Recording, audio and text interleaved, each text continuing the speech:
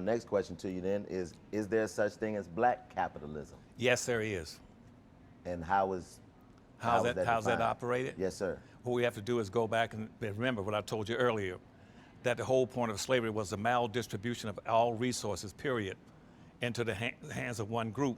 Yes, sir. What you have to do is create a situation where you can call some of that money back, or you can start creating your own wealth, and you can start getting it through reparations, or you can get it through inheritance. Well, why do you think black people struggle in the system that's set up for us now?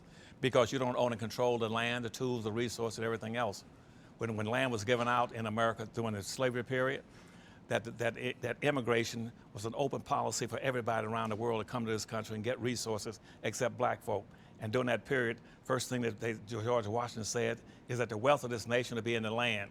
He said, I want 100,000 acres of free land. And Thomas Jefferson said, I want 100,000 acres of free land.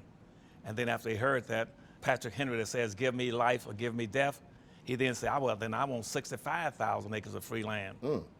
And then so consequently, during the period of slavery, during that from point 1 up to 1862, that this country gave away 2 billion, B-I-L-L-I-O-N, okay, acres of free land, but it all went to whites, not to blacks. And all the land, and then the wealth of the nation was in that land, in gas, in oil, in timber, and iron, and coal, and minerals, and all that kind of stuff.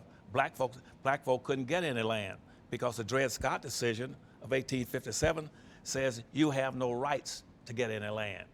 And so the liberal white congressman in the Republican Party, called the Radical Republican, says we're going to correct that by creating a second constitution. And that's mean from 13 up to 15 will be a second constitution. This constitution, just like the first constitution from 1 through 12 amendments were strictly for whites, we're going to create another constitution, and following the Civil War, it's going to pick up 13th, 14th, and 15th Amendment and the civil rights laws.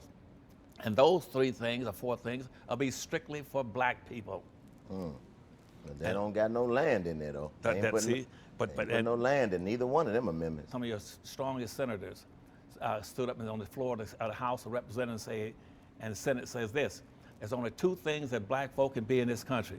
You're either going to be slaves or you're going to be free. But to be free, minimally, you must have 40 acres, a mule, and $100. Man, the only person that's operating on that is Spike Lee.